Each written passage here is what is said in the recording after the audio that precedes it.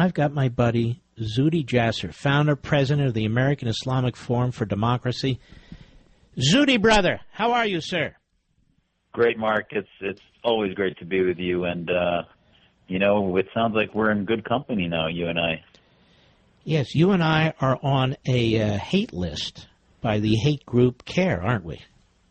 We sure are. It's the blasphemers list, their Islamophobia list that is in Saudi Arabia, it'd be a hit list for those that would be beheaded or killed by the government. In America, they call it Islamophobia, as if Islam, which is an idea, has rights. But basically, as a Muslim who loves my faith, it's bizarre that they would include me on it. And I think it's testimony to the fact that the list is basically anyone who gives them a hard time. It's those who are against the Islamists, the political Islamic movement that is the biggest threat to mankind in the 21st century. And they put the list together because they want us to stop, and we're not going to stop. We're going to continue to put pressure to get Islam into the 21st century and out of the 13th century. And Zuhdi Jasser, you've pointed out you are Muslim, and now you're on this list of anti-Muslims. I mean, I have to tell you, and this organization, as you well know, in 1993, it was given birth in a hotel in Philadelphia where Muslim Brotherhood types were meeting, and the FBI was listening in. And this is a front group, pretty much, isn't it? It sure is. It came right out of Hamas, and they are part of the Muslim Brotherhood legacy groups in the West. And they soak up their bandwidth basically to distract Americans from dealing with the root problem of theocratic Islam. And they are part of the Organization of Islamic Cooperation Lobby, which is a 56-country lobby that includes the Saudis, the Qataris, the Muslim Brotherhood from Egypt, Pakistan, all of these countries that want America to stay asleep. They're the ones that drive the Obama administration, additionally say they want to redact any Islam out of the Orlando shooters' 911 calls, and they put us on this list because we are the biggest threat. You and I and the others on that list are the biggest threat to uncovering how they are part. I like to call them the Council for American Islamist Radicalization, because that's really what they are. Well said.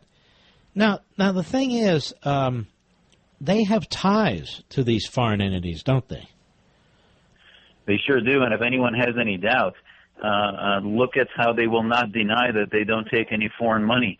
Look at a website called CAIR Observatory .org that looks at all the assets, and I really think the first step should be to declare them under the Foreign Agency Registration Act, foreign agents for many of these governments, including the Saudis, Qataris, and other aspects, because they never use their bandwidth to complain about the Iranian regime, the Khomeinists, or the Brotherhood, or the Assad regime, or Saudis. No, they soak up their bandwidth attacking patriotic Americans who trying to, including Muslims and non-Muslims, who want to help counter the ideology that radicalizes our faith community. No, we are the biggest problem, rather than the Islamist regimes around the planet that are killing hundreds of thousands. The man in charge of CAIR right now is this fellow Niwad, isn't that correct? Yeah, Niad Awad. And who is he? He's a fellow of Palestinian origin that was hatched from their initial organization was the Islamic Association for Palestine, and then in '96 they evolved. They said, you know what, we don't have a big enough constituency. Let's hijack the Muslim community and say that we are sort of the ACLU of Muslims, and under the banner of civil rights, distract America into dealing with political Islam, into rather dealing with Muslims as a rights group. And after 9/11, they were standing right behind President Bush when he was declaring Islam a religion of peace after 9/11.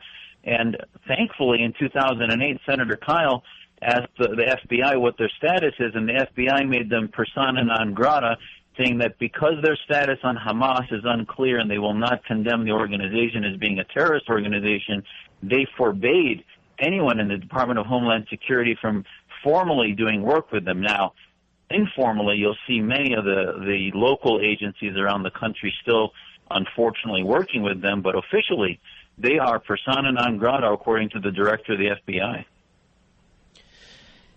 CAIR poses, and for some reason it gets all this media attention, Zudi. They pose as a civil rights organization. There they were in San Bernardino. There they are in Orlando. There they are here and there and everywhere. Why do you think they get a pass like this? Well, I think because the producers and the mainstream media don't do their homework. I think that they hire some of the, K Street PR firms. The Washington Post had a big outlay in March about the millions being spent by the Saudis to rehab their PR agencies, their PR image in the West, and part of that goes to bolster up organizations like CAIR and set up centers in universities like Georgetown Center on Muslim-Christian Understanding, which is a Saudi laundering operation.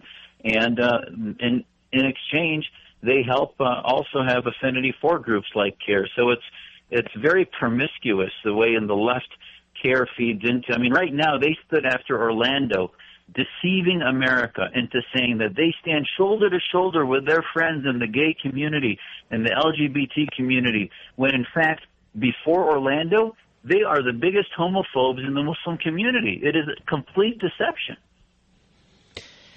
And it is amazing that they all sort of belong to the Democrat Party. In my own tribe, the Jews, we have liberal Jews. You've got, in your tribe here, you've got these Islamists, and they actually vote for the same candidates. Isn't it amazing? It's the grand deception, as Steve Emerson and Andy McCarthy and others have tried to educate America about, is that grand deception, which is that the left uses the Muslim issue to say that they're with minority groups. CAIR internally is pushes the theocratic envelope like Iran and Saudi Arabia, yet no one holds them accountable within the left about how anti-women, how anti-gay, and how much they violate all of the principles that supposedly the left stands for. And yet the reason they get a pass is, we protested President Obama when he went to the mosque in February in Islamic Society of Baltimore.